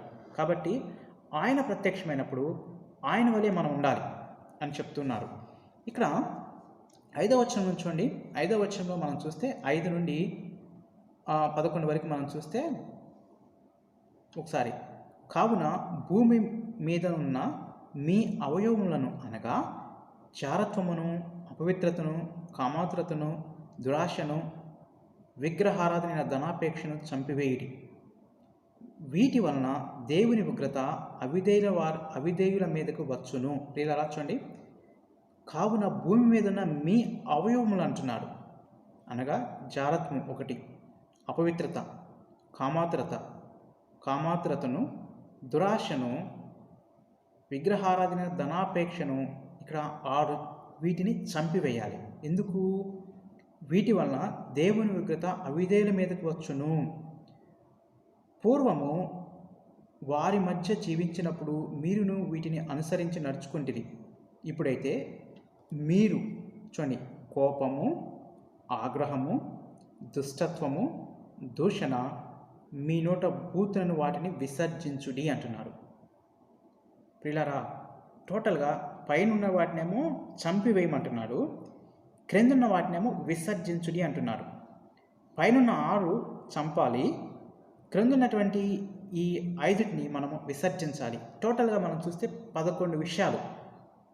మనం ఒక విషయాన్ని జ్ఞాపకం చేసుకోవాలి. ఉదాహరణకు వసంతకాలం వచ్చింది అనుకోండి, చెట్లు ఏమవుతాయి? కొన్ని ఆకులు ఎండిపోతూ ఉంటాయి. అంటే కొంత వడబడినటువంటి ఆకులు, ఎండిపోయినటువంటి ఆకులు ఏ రీతిగా కింద పడిపోతూ ఉంటాయో, యేసుక్రీస్తు ప్రభువుని మన రక్షకుడుగా అంగీకరించినప్పుడు, యేసుక్రీస్తు ప్రభువుని మన హృదయంలో మనం చేర్చుకున్నప్పుడు దేవుని యొక్క ఆత్మ మనలోనికి ప్రవేశించాడు. దేవుని యొక్క ఆత్మ మన హృదయంలోనికి, అంటే దేవుని యొక్క విత్తనం అనేది మనలో వేయబడింది. ఎప్పుడైతే ఈ విత్తనం వేయబడుతుందో చూడండి, ఒకసారి 9లో చూడండి, ఒకరితో ఒకడు 8 చూడండి, క్షమించండి 9, ఒకరితో ఒకడు అబద్ధ మాడుకుడి ఏలనగా ప్రాచీన స్వభావమును దాని క్రియలతో కూడా మీరు పరిత్యజించి జ్ఞానము కలుగు నిమిత్తము దాన్ని సృష్టించిన వాని పోలిక చొప్పున నూతన పరచబడుచున్న నవీన స్వభావము ధరించుకొని ఉన్నారు అంటున్నారు. దాన్ని సృష్టించిన వాని యొక్క నవీన స్వభావం ధరించుకొంచున్నారు. అంటే ఈ పాప స్వభావంలో ఉండి వచ్చేటువంటి ఈ పాపాలు, ఆ పైన ఉన్నటువంటి 6 లేకపోతే కింద ఉన్నటువంటి ఈ 5, అంటే టోటల్గా 11, చంపివేయవలసిన వాటిని చంపివేయండి, విసర్జించాల్సినటువంటి వాటిని విసర్జించండి. ఎందుకు అంటే ఇవి ఆ పాప స్వభావంలో నుండి వస్తాయి. అయితే ఈ క్రొత్త స్వభావంలో నుండి, ఈ క్రొత్త స్వభావం అంటే నూతన స్వభావం. చూడండి, క్రీస్తు యేసుతో మనం చచ్చిపోయాము. మన పాప స్వభావం కూడా, పాప స్వభావం యొక్క అధికారం నుండి దేవుడు మనల్ని విడిపించాడు. ఇక్కడ మనల్ని ఏం చేశాడంటే ఒక నూతన స్వభావం, నవీన స్వభావం ధరించుకొని ఉన్నాడు. అంటే దేవుని యొక్క స్వభావాన్ని మనలో నాటాడు. ఇది పెరుగుతుంది, ఈ స్వభావం అనేది మనలో పెరుగుతుంది. ఆయన యొక్క పోలిక మనల్ని మారుస్తూ ఉంటుంది. కాబట్టి ఒక చెట్టు నూతనమైనటువంటి ఆకులు వస్తూ ఉన్నప్పుడు నూతనమైనటువంటి ఈ క్రొత్త క్రొత్త ఆకులు వస్తూ ఉన్నప్పుడు ఈ పాతమైనటువంటి ఈ ఆకులు ఏమవుతాయి అంటే ఊడి కింద పడిపోతాయి. ఈ నూతన స్వభావము, ఈ నవీన స్వభావము, దాన్ని కలుగ చేసినటువంటి వాని యొక్క స్వభావం మనలోనికి వచ్చినప్పుడు ఈ పాత స్వభావంలో ఉండేటువంటి ఈ శరీర కోరికలు కానీ, లోక సంబంధమైనటువంటి ఈ విగ్రహ సంబంధమైనటువంటి వ్యభిచార సంబంధమైనటువంటి ఆలోచనలు కానీ, ఈ 11 ధనాపేక్ష చూడండి, మరోసారి చదువుతాను. జారత్వము, అపవిత్రత, కామాతురత, దురాశ, విగ్రహారాధన ధనాపేక్షను చంపివేయాలి. తర్వాత మీరు కోపమును, ఆగ్రహమును, దుష్టత్వమును, దూషణ, మీ నోట బూతులను అన్ని వాటిని అంటే వీటన్నిటిని విసర్జించాలి. అంటే చెట్టుకి నూతనమైనటువంటి జీవం వచ్చినప్పుడు, నూతనమైనటువంటి ఆకులు వచ్చినప్పుడు ఏ రీతిగా ఈ పాత ఆకులు ఊడిపోతాయో మనం కూడా యేసుక్రీస్తు ప్రభువుని మన హృదయంలో చేర్చుకున్న తర్వాత, యేసుక్రీస్తు ప్రభు యొక్క ఆత్మ మన హృదయంలో ఉంచబడిన తర్వాత, ఈ నూతన స్వభావం మనలో ఉంచబడిన తర్వాత, ఈ పాప స్వభావంలో నుండి, ఈ పాత స్వభావంలో ఉన్నటువంటి ఈ పాపం అంతా కూడా, అంటే ఈ 11 విషయాలన్నీ కూడా చెట్టుకున్నటువంటి ఆకులు ఏ రీతిగా ఊడి కింద పడిపోతాయో అదే రీతిగా ఇవన్నీ మన జీవితం నుండి బయటకు వెళ్ళిపోవాలి. అందుకని వాటిని చంపేయండి అంటాడు, వాటిని విసర్జించండి. దానివల్ల అవిధేయులైనటువంటి వారి మీద దేవుని యొక్క ఉగ్రత వస్తుంది అని చెప్తూ ఉన్నాడు. అయితే నూతన స్వభావం నుంచి దేవుడు ఏం చెప్తున్నా అంటే చూడండి ఒకసారి, నవీన స్వభావం ధరించుకుని ఉన్నారు. ఇట్టి వారిలో గ్రీకు దేశస్థుడని యూదుడని భేదము లేదు, సున్నతి పొందుటయని సున్నతి పొందకపోవటని భేదము లేదు, పరదేశని సిద్ధియుడని దాసుడని స్వతంత్రుడని లేదు, కానీ క్రీస్తే సర్వమును అందరిలో ఉన్నవాడై ఉన్నాడు. ఏలైనగా చూడండి, అంటే దీనిలో ఏ భేదము లేదు. కాగా దేవుని చేత ఏర్పరచబడిన వారు, ప్రియులారా, ఇందాకటి వరకు ఏం చెప్పాయంటే పాప స్వభావంలో ఉన్నటువంటి ఈ క్రియలను లేకపోతే మీ అవయవాల్ని చంపేయండి అని చెప్పాడు.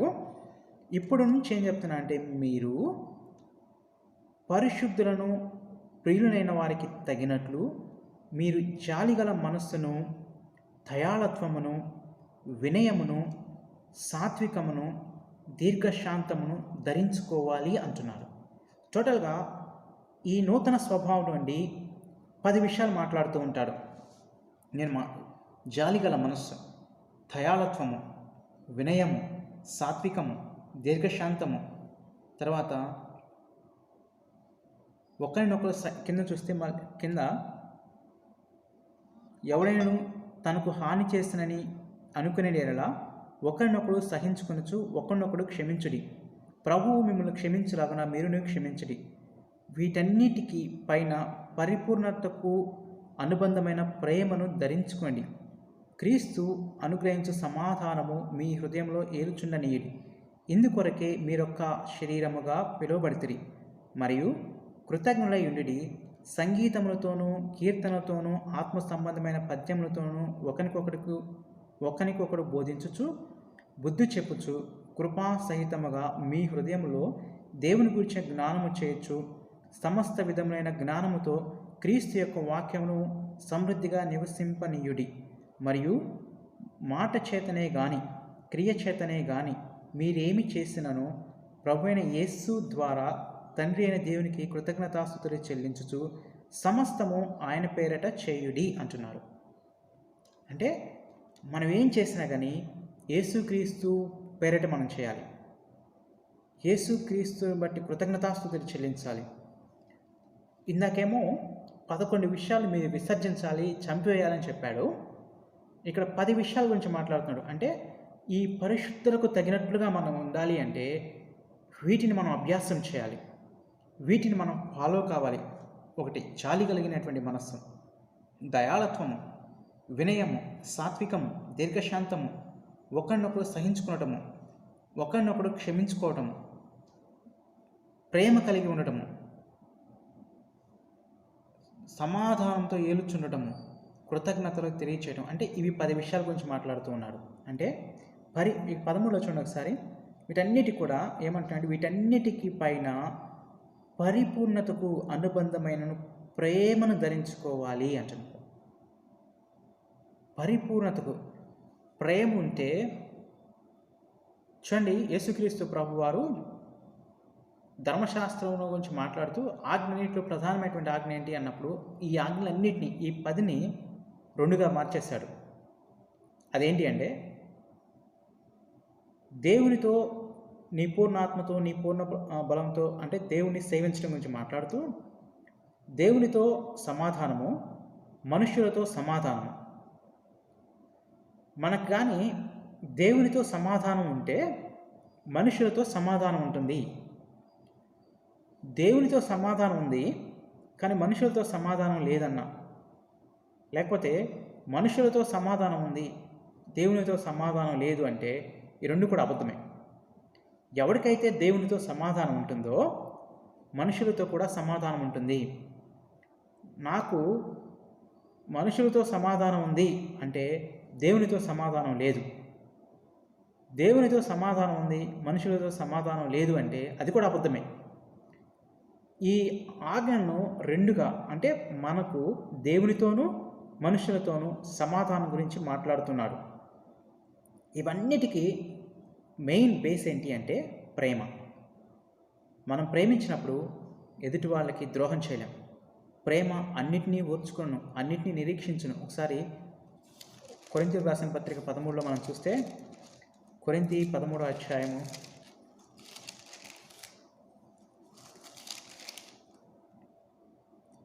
చూడండి. ప్రేమ దీర్ఘకాలం సహించును, దయ చూపించును. ప్రేమ మత్సరపడదు, ప్రేమ డంబముగా ప్రవర్తింపదు, అది ఉప్పొంగదు, అమర్యాదగా నడవదు, స్వప్రయోజనం విచారించుకునదు, త్వరగా కోపపడదు, అపకారం మనసులో ఉంచుకున్నది, దుర్నీతి విషయమై సంతోషపడక సత్యమందు సంతోషించును, అన్నిటినీ తాళుకొను, అన్నిటినీ నమ్మును, అన్నిటినీ నిరీక్షించును, అన్నిటినీ ఓర్చుకొను. చూడండి, ప్రేమ అన్నిటిని నమ్ముతుంది, అన్నిటిని నిరీక్షిస్తుంది, అన్నిటినీ ఓర్చుకుంటుంది. కాబట్టి విశ్వాసకి కావలసినటువంటి ముఖ్యమైన విషయం ఏంటి అంటే ఇవన్నీ కూడా ప్రేమతో ముడిపడి ఉన్నాయి. మనము దేవుణ్ణి ప్రేమిస్తున్నాము అంటే ఆయన యొక్క ఆజ్ఞలు గైకొంటున్నాము అని అర్థం. ఆయన యొక్క ఆజ్ఞలు గైకొనకుండా ఆయన్ని ప్రేమించలేము.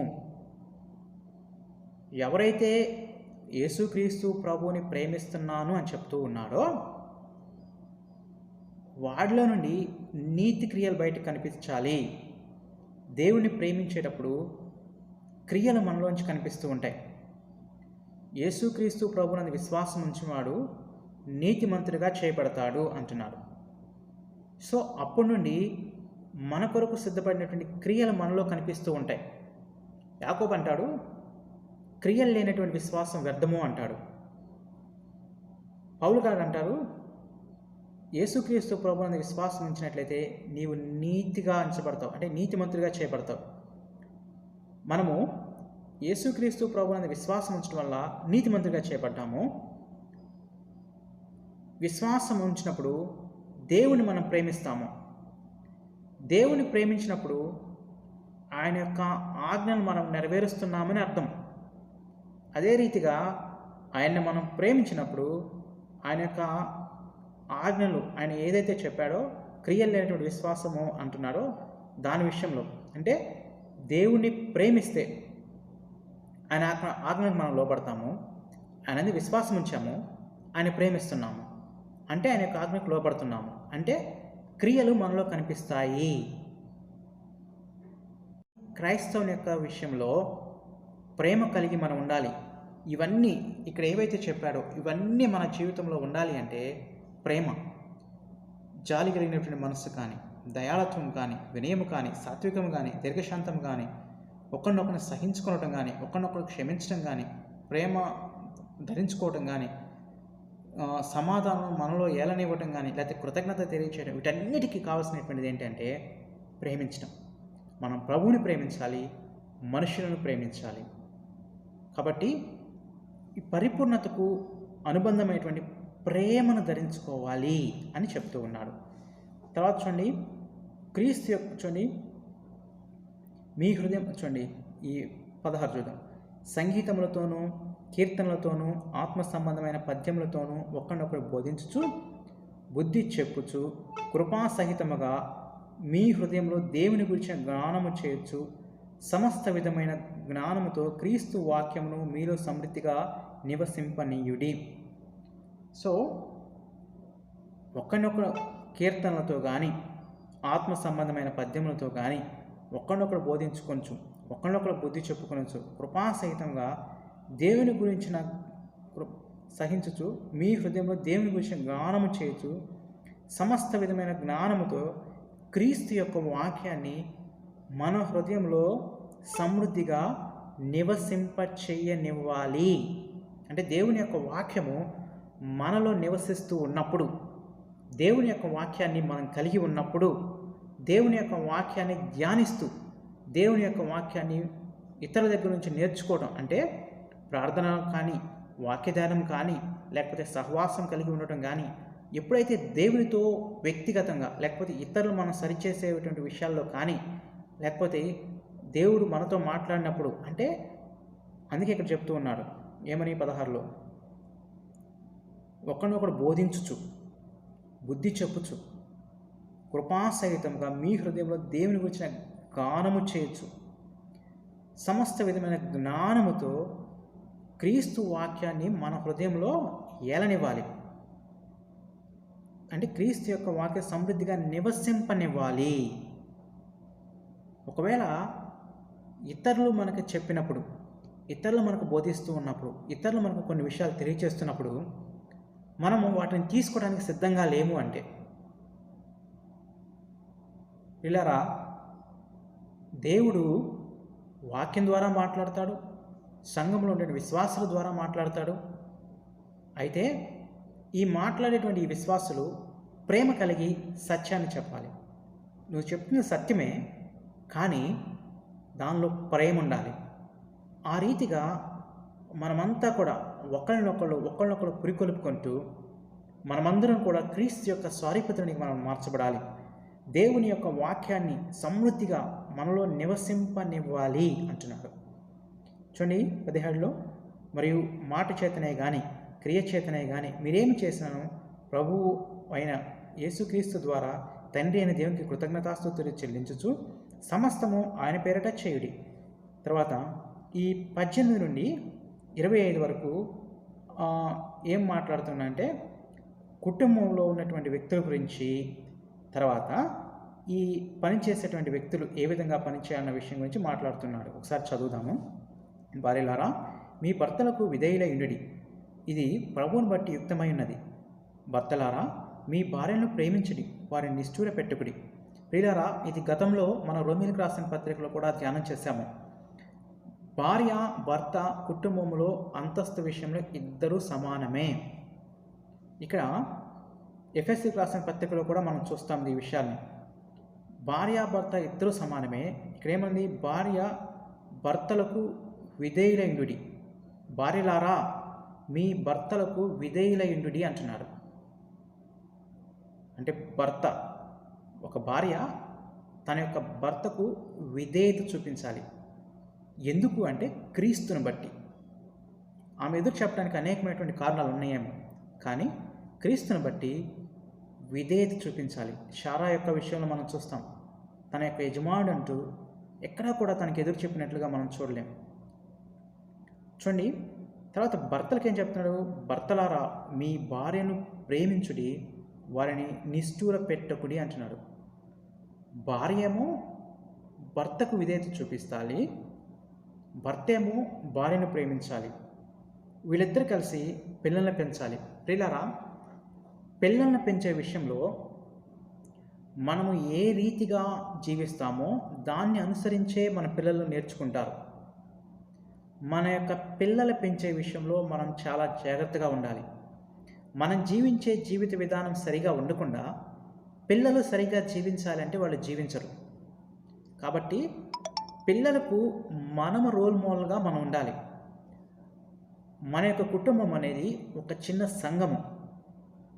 మన కుటుంబంలో ప్రతిరోజు ఉదయము సాయంకాలము, ప్రొద్దున సాయంత్రము కుటుంబ ప్రార్థన జరగాలి. వ్యక్తిగతమైనటువంటి ప్రార్థన ఉండాలి, కానీ దానితో పాటు కుటుంబ ప్రార్థన జరగాలి. ఎందుకు ఈ కుటుంబ ప్రార్థన అంటే, కుటుంబ ప్రార్థన నీ కోసము, నీ భర్త కోసం కాదు. కుటుంబ ప్రార్థన అనేది పిల్లల కోసం, పిల్లలను సరైనటువంటి విధానంలో గైడ్ చేయడం కొరకు. ఇక్కడ మనం చూస్తే పిల్లల్ని మనం సరిగ్గా పెంచకపోతే వాళ్ళు తర్వాత మాటినరు. పిల్లల్ని దేవుని యొక్క భయభక్తుల్లో మనం పెంచాలి, దేవుని యొక్క జ్ఞానంలో మనం పెంచాలి. ఒకవేళ మనం అలా పెంచకపోతే వాళ్ళు సాతాను అనేకమైనటువంటి విత్తనాలు విత్తి అపవిత్రులుగా వాళ్ళని తయారు చేస్తారు. భార్య భర్త, భర్త భార్యని ప్రేమిస్తే భార్య తనకు లోపడుతూ ఉంటే ఈ విధానాన్ని చూసి పిల్లలు నేర్చుకుంటూ ఉంటారు. దేవుని యొక్క వాక్యము ప్రార్థనలో, ఉదయకాలము సాయంకాలం జరిగేటువంటి కుటుంబ ప్రార్థనలో వాళ్ళు అనేకమైనటువంటి దేవుని యొక్క సత్యానికి వాళ్ళు విధేయత చూపుతూ, నీవు జీవించే జీవిత విధానాన్ని బట్టి వాళ్ళు తమ యొక్క జీవితాన్ని మార్చుకుంటూ ఉంటారు. పిల్లలకు ఇక్కడ ఏమంటున్నా అంటే, తండ్రులారా మీ పిల్లల మనస్సు కృంగకున్నట్లు వారిని కోపము పుట్టించుకుడి. పిల్లల్ని పెంచే విషయంలో వాళ్ళ యొక్క మనసు కృంగిపోకున్నట్లు, ఒకవేళ వాళ్ళ కుటుంబంలో కొంత జ్ఞానం లేనటువంటి వాళ్ళు కావచ్చు, కుటుంబంలో కొంచెం తెలివి లేనటువంటి అంటే ఇతరులతో పిల్లల్ని ఎప్పుడు కంపేర్ చేయకూడదు. వాడు నీకన్నా జ్ఞానం కలిగినటువంటి వాడు నీకన్నా అలా ఇలా అని. వాళ్ళకి జ్ఞానం కొంచెమై ఉంటే వాళ్ళని మనం ఎంకరేజ్ చేయాలి, వాళ్ళని మనం ప్రోత్సహించాలి. ఇతరులతో ఎప్పుడు కూడా పిల్లల్ని కంపేర్ చేయకూడదు. పిల్లల్ని మనము శిక్షించాలి, కానీ ప్రేమించాలి. మళ్ళా శిక్షిస్తూనే మనం వాళ్ళని ప్రేమిస్తూ ఉండాలి. వాళ్ళని ఇతరులతో కంపేర్ చేయకూడదు. వాళ్ళని మనం ప్రేమ అనేది ఎలా ఉండాలి అని వాళ్ళకి మనం చూపించాలి. ఒకవేళ ప్రేమ అనేది ఇలా ఉంటుంది అని మనం చూపించకపోతే, వ్యక్తిగతంగా మనం వాళ్ళకి సమయాన్ని ఇవ్వకపోతే, వాళ్ళు కొంత పెద్ద అయిన తర్వాత మా నాన్న నన్ను ప్రేమించట్లేదు, మా అమ్మ నన్ను ప్రేమించట్లేదు అని కొన్నిసార్లు ప్రేమను వెతుక్కుంటూ ఇతర స్త్రీ వైపు లేకపోతే పురుషుడి వైపుకో వాళ్ళు వెళ్ళిపోతూ ఉంటారు. కాబట్టి తన యొక్క కుమార్తె విషయంలో తన యొక్క తండ్రి తనను ప్రేమించాలి, తను హద్దుకోవాలి, తనకు ముద్దు పెడుతూ ఉండాలి. ప్రేమ అంటే ఈ విధంగా ఉండాలి అని చూపించాలి. కుమారుని యొక్క విషయంలో తల్లి చాలా జాగ్రత్త కలిగి ఉండాలి. తల్లి ప్రేమ అంటే ఏంటో చూపించాలి. తల్లిదండ్రుల యొక్క ప్రేమ పిల్లలకి పంచినప్పుడు ఇది నిజమైనటువంటి ప్రేమ అని వాళ్ళు తెలుసుకుంటారు. ఒకవేళ అలాంటి ప్రేమను మనం చూపించకపోతే వాళ్ళు కొంత ఎదిగిన తర్వాత లోకంలో ఉన్నటువంటి ఈ శరీర సంబంధమైనటువంటి ప్రేమకు వాళ్ళు అలవాటైపోయి అదే నిజమైనటువంటి ప్రేమగా వాళ్ళు భావిస్తూ ఉంటారు. కాబట్టి దేవుడు ఒక కుటుంబాన్ని నీకు ఇచ్చారు అంటే దాని విషయంలో నీవు జాగ్రత్త కలిగి ఉండాలి. వాళ్ళని దేవుని కొరకు పెంచాలి.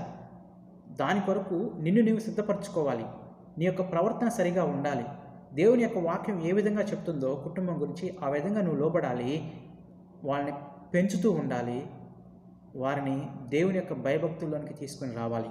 తర్వాత చూడండి, మనుషులను సంతోషపెట్టు వారైనట్టు కంటికి కనబడవలనని కాక ప్రభువునకు భయపడుచు శుద్ధంతఃకరణ గలవారై శరీరమును బట్టి మీ యజమానులైన వారికి అన్ని విషయంలో విధేయులైయుండుడి.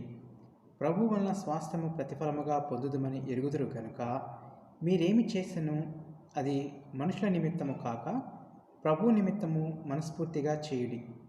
మీరు ప్రభు అయిన క్రీస్తునకు దాసులై ఉన్నారు. అన్యాయము చేసిన వానికి తాను చేసిన అన్యాయం కొలది మరలా లభించును, పక్షపాతముండదు. పిల్లరా, ఇక్కడ మనం చూస్తే దాసులైనటువంటి వారు మనుషులను సంతోషపెట్టినట్లుగా కాక ఎలా ఉండాలి? దేవుణ్ణి సంతోషపెట్టేవారుగా ఉండాలి అంటున్నాడు. ఇంకో విషయం ఏంటి అంటే, ఈ దాసులైనటువంటి వారు ఒకే మనసు, ఇంగ్లీష్ బైబిల్లో చూస్తే ఒకే మనసు కలిగినటువంటి వారై ఉండాలి. అంటే మనిషి ఉన్నప్పుడు ఒక రకంగా, మనిషి లేనప్పుడు ఇంకొక రకంగా ఉండటం కాదు. కానీ మనిషి ఉన్నా లేకపోయినా పరలోకంలో మనకు ఒక యజమానుడు ఉన్నాడు. ఆ యజమానుడు ప్రతిఫలం ఇస్తాడు. కాబట్టి ఆ యజమానుడు మనల్ని చూస్తున్నాడు అని మనం ఉండాలి అని చెప్తున్నాడు. ఇక్కడ ఒక విషయాన్ని జ్ఞాపకం చేసుకోవాలి. మనం ఉద్యోగం చేసేటువంటి ప్రదేశాల్లో ఒకవేళ మనం ఉంటే, మనము ఒక లీస్ట్ పొజిషన్లో కానీ మనం ఉంటే, యేసుక్రీస్తు ప్రభువుని ఎరగినటువంటి వారు ఒక ఉన్నతమైనటువంటి స్థలంలో ఉంటే, లేకపోతే మనకు అధికారులుగా ఉన్నప్పటికీ కూడా వాళ్ళకి మన విధేయత కలిగి మనం పనిచేసే విషయం అనేది దాని విషయంలో మనుష్యులకు చేస్తున్నట్లుగా కాక దేవునికి చేస్తున్నట్లుగా భావించి మనం చేయాలి. ఎందుకంటే ప్రతిఫలం దేవుడిస్తాడు. నీకు వాళ్ళు ఇస్తున్న 100 రూపాయలే కావచ్చు, కానీ దానికి తగ్గటువంటి ప్రతిఫలాన్ని దేవుడు నీకు ఇస్తాడు. తర్వాత కొన్నిసార్లు ఉన్నతమైనటువంటి ప్రదేశాల్లోనికి నేను తీసుకొని పోవచ్చు. చిన్న విషయంలో నువ్వు నమ్మకంగా జీవిస్తే మరి యొక్క అంతస్తులోకి దేవుడు నేను తీసుకొని పోతాడు. కాబట్టి దాసులైనటువంటి మనము కొన్ని విషయాల్లో మనందరం దాసులుగా ఉండవచ్చు. మన ఉద్యోగం చేసే స్థలాల్లో మనకన్నా అధికారం కలిగినటువంటి వారికి మనం లోబడాలి. ఎందుకంటే ప్రతిఫలము ఇచ్చేది దేవుడు. కాబట్టి ఈ మన యజమానుడు చూసేటప్పుడేమో మంచిగా నటించి, చూడనప్పుడేమో మన ఇష్టం వచ్చినట్టుగా జీవించడం కాదు. వాళ్ళు ఉన్నా లేకపోయినా వాళ్ళకు ఒక నమ్మకం అనేది మన మీద ఉండాలి. అదేంటంటే వీళ్ళు దేవుడిని ఎరిగినటువంటి వారు, వీళ్ళు ఖచ్చితంగా ఉంటారు అన్న ఆ అభిప్రాయం వారికి మనం కలిగించాలి. తర్వాత చూస్తే, అన్యాయం చేసేవాడికి తాను చేసిన అన్యాయం కొలది మరలా లభిస్తుంది. కాబట్టి ఎవరికి అన్యాయం చేయొద్దు, ఎవరి దగ్గర అన్యాయంగా దోచుకోవద్దు, ఎవరి దగ్గర అన్యాయంగా తీసుకోవద్దు. అంటే పరుల యొక్క సొమ్ము విషయంలో, పరులకు సంబంధించిన వాటి విషయంలో మనము దేన్ని ఆశించకూడదు. ఒకవేళ అలా ఆశిస్తే, మనం వాళ్ళకి అన్యాయం చేస్తే అదే అన్యాయం మరలా మనకు వస్తుంది. కాబట్టి ఈ పౌలు రాసినటువంటి ఈ డాక్ట్రిన్స్లో, అంటే డాక్ట్రిన్స్ అనుసరించి మనం ఏ విధంగా జీవించాలో ఈ 3వ అధ్యాయం నేర్పాడు. కాబట్టి ఇది ఎరిగి మన జీవితాల్లో కూడా ఈ విధంగా మనం జీవించుదుము కాక. ఆమేన్. ప్రార్థన చేసుకుందాం ప్రభు యొక్క సహాయం నిమిత్తమై. మహాపరిశుద్ధుడా, ప్రేమ నమ్మకం కలిగిన తండ్రి, నీ వందనములు అయా. మేము నీ యొక్క వాక్యాన్ని విని ఉన్నాము. ఈ వాక్యము నీరు కట్టి మా జీవితాల్లో ఫలింపచేయమని వేడుకుంటూ ఉన్నాను.